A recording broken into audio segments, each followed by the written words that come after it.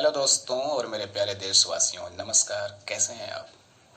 उम्मीद करता हूं कि आप बेहतर होंगे। लॉकडाउन ने मजबूरी में ही सही लेकिन लोगों को सोचने पर मजबूर कर दिया।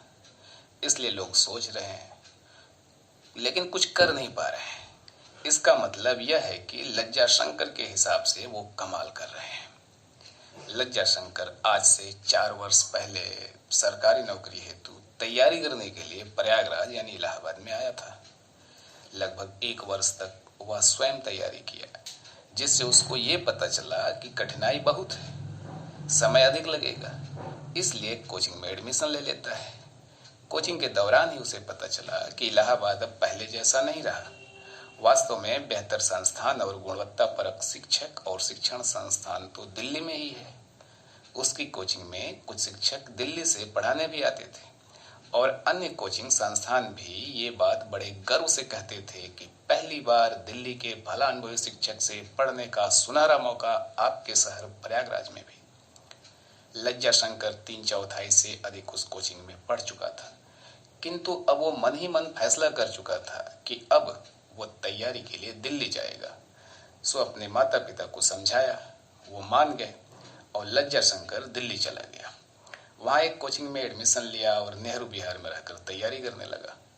इस दौरान लज्जा शंकर राज्य स्तरीय परीक्षाएं जैसे पीसीएस, लोअर, समीक्षा अधिकारी आदि परीक्षाओं के फॉर्म भी भरता और परीक्षा भी देता रहा।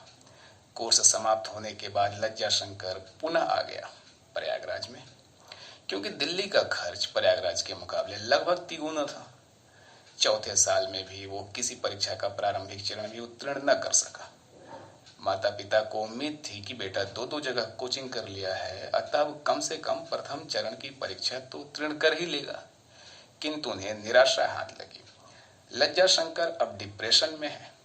वह न तो थका है न ही हारा है, किंतु अब वह रुका हुआ है। किंतु वह अब भी लगातार सोच रहा है, किंतु कुछ कर नहीं पा रहा है। जब लोग पूछते हैं कि क्या कर रहे हो, तो लज्जा शंकर रहस्यमय मुस्कान के साथ कह देता, कमाल कर रहे हैं। लोग पूछते वो कैसे, तो लज्जा शंकर थोड़ा गंभीर होकर कहता, कुछ नहीं, जो कुछ नहीं करता वो कमाल ही करता है। इसलिए आजकल मैं कमाल कर रहा हूँ। लज्जा शंकर का एकेडमिक रिकॉर्ड बहुत ही शानदार रहा है। वो सदैव प्रथम श्रेणी में उत्तीर्ण हुआ, ग्रेजुएशन में तो टॉप भी किया, किंतु आजकल वो कमाल कर रहा है, यानी कुछ नहीं कर रहा है। लज्जा शंकर के पास अनुभव है, क्योंकि वो बहुत कम समय में प्रयागराज और दिल्ली को नाप दिया था। इसी अनुभव के आधार पर वो कहता है कि एक कोचिंग संस्थान ऐसी भी हो जिसमें कम से कम 7 विशेषताएं होनी चाहिए। पहली विशेषता, प्रायः जीएस का कोर्स 15 से 20 महीने में पूरा करवाया जाता है, जो 4 से 5 महीने में पूरा होना चाहिए। क्योंकि कोचिंग में लोग इसलिए एडमिशन लेते हैं जिससे उनका समय बचे। इसलिए नहीं कि खुद पढ़ें तो 10 महीना लगे और कोचिंग में पढ़ें तो 2 साल लगे। लेकिन ये 15 से 20 महीने का कोर्स 4 से 5 महीने में कैसे पूरा करवाया जा सकता है? इसके उत्तर में लज्जा शंकर दूसरी विशेषता का जिक्र करता है। दूसरी विशेषता यह है कि शिक्षक को क्लास में जो पढ़ाना हो वो मैटर स्टूडेंट को पहले ही उपलब्ध करा दिया जाए। इसमें स्टूडेंट और टीचर दोनों का लाभ है। 4 घंटे का काम सिर्फ 1 घंटे में हो जाएगा, क्योंकि शिक्षक को न तो लिखवाना है न ही स्टूडेंट को लिखना है। इसलिए स्टूडेंट और टीचर दोनों का फोकस सिर्फ समझने और याद करने पर होगा। इस प्रकार 15 से 20 महीने का कोर्स 4 से 5 महीने में बड़े आसानी से खत्म हो जाएगा। लेकिन प्रश्न यह है कि मेंस में तो लिखना ही पड़ेगा, सो अभी से लिखते रहेंगे तो अभ्यास बना रहेगा। लज्जा शंकर के हिसाब से this question is so ridiculous. यह बहुत ही हास्यास्पद प्रश्न है। मेंस में स्टूडेंट को खुद सोच समझ कर लिखना होता है, न कि वहां भी कोई इमला बोल रहा होता है जिसे सुनकर लिखना होता है। इसलिए क्लास में कोई बोल कर लिखवाए उसका फायदा मेंस में नहीं मिलेगा। जितना आपके ब्रेन में है सिर्फ उसी का फायदा मिलेगा। तीसरी विशेषता, इस तरह से विषय के मैटर को सिस्टेमाइज करके दिया जाए कि न तो कोचिंग के दौरान और न ही बाद में, उस विषय की कोई किताब पढ़नी पड़े और न ही उसका नोट्स बनाना पड़े। क्योंकि हर विषय की दर्जनों किताबें होती हैं जिसे स्टूडेंट को पुनः पढ़ना पड़े तो फिर उसका समय बचा ही कहाँ। चूंकि शिक्षक अनुभवी हैं, इसलिए वे दर्जनों किताबें पढ़कर आसानी से जान पाएंगे कि स्टूडेंट के लिए जरूरी क्या है, और इसी जरूरत की चीजों के लिए ही तो कोई स्टूडेंट उनके पास पढ़ने के लिए आता है। अन्यथा जो किसी कोचिंग संस्थान की फीस दे सकता है, वो मार्केट में उपलब्ध किताबों को भी खरीद कर पढ़ ही सकता है। चौथी विशेषता यह है कि कॉन्सेप्ट यानी अवधारणाओं को अप्लाइड वे यानी व्यवहारिक रूप दे करके समझाया जाए।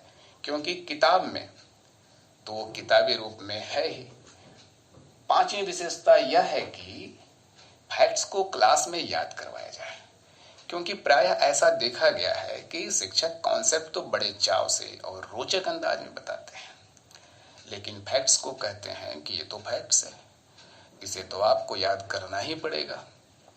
इसका तात्पर्य यह है कि उस कोचिंग में आप सिर्फ कॉन्सेप्चुअल चीजें पढ़िए और फैक्चुअल या तो खुद पढ़िए या किसी अन्य कोचिंग संस्थान में जाइए। किंतु यह बात कोचिंग संस्थान अपने प्रोस्पेक्टस में कहीं भी नहीं लिखते, क्योंकि इससे उनका आर्थिक हित प्रभावित होगा और नए स्टूडेंट कोचिंग करने से पूर्व ही यह बात जान जाएंगे। तब उन्हें यह भी पता चल जाएगा कि IAS, PCS और वनडे एग्जाम में कॉन्सेप्ट्स और फैक्ट्स का अनुपात क्या होता है। प्रायः यह बात बहुत कम लोग जानते होंगे कि IAS PT और PCS PT के GS पेपर में अंतर का प्रमुख कारण कॉन्सेप्ट्स और फैक्ट्स का अनुपात है। IAS में यह 6:4 का अनुपात है, जबकि PCS में यह अनुपात 1:9 का है। ध्यातव्य है कि यूपी PCS 2019 में यह अनुपात 3:7 का था, यानी 30% प्रश्न कॉन्सेप्ट बेस्ड थे और 70% प्रश्न फैक्ट बेस्ड थे। इसलिए यूपी PCS 2019 का क्वेश्चन पेपर थोड़ा कठिन हो गया। ऐसे भी उदाहरण मौजूद हैं कि कोई छात्र IAS में PT क्वालिफाई है, किंतु PCS का PT डिस्क्वालीफाई। ऐसे भी उदाहरण मौजूद हैं जिसमें फाइनली IAS क्वालिफाई, किंतु PCS लोअर या समीक्षा अधिकारी आदि का PT भी न क्वालिफाई कर सका हो। और ऐसे भी उदाहरण मौजूद हैं जिसमें PCS IAS दोनों जगह क्वालिफाई। क्योंकि PCS PT क्वालिफाई करने हेतु लगभग 90% प्रश्नों को जो फैक्ट्स हैं उन पर कमांड करना होगा। कॉन्सेप्ट्स फैक्ट्स याद करने में कुछ हद तक मदद करते हैं, किंतु केवल कॉन्सेप्ट्स के दम पर फैक्ट्स नहीं याद रखे जा सकते हैं। So should be splendid combination between facts and concepts. And other exam, PCS or one-day level, you have not only knowledge of the concepts, but also you have knowledge of the facts. You are qualified. This is truth. If you don't believe, please, you should examine these facts. You have previous years solved paper. You can check it. अगली विशेषता यानी छठी विशेषता यह है कि class में पढ़ाए गए नोट्स से कम 90% सवाल जरूर आए।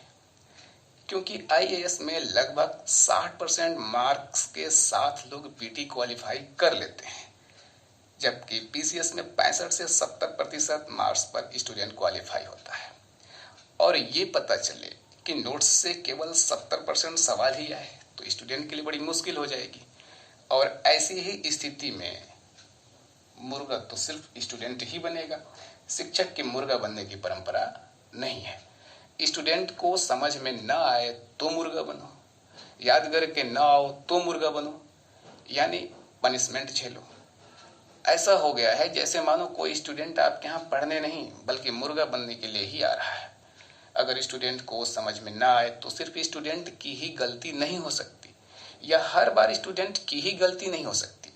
हो सकता है कि शिक्षक बार बार उसको उसी तरीके से समझा रहा हो जिस तरीके से वह समझ न पा रहा हो, लेकिन निर्विवाद रूप से शिक्षक बच जाता है और स्टूडेंट फंस जाता है, यानी मुर्गा बन जाता है। खैर, अब पनिशमेंट को राष्ट्रीय स्तर से हटा दिया गया है, किंतु इनडायरेक्टली पनिशमेंट स्टूडेंट आज भी भुगत रहा है। सातवीं और अंतिम विशेषता यह है कि इस प्रकार पढ़ाया, समझाया और याद कराया जाए कि अपने दम पर हाई स्कूल फेल स्टूडेंट भी आसानी से पढ़ समझ और याद कर सके।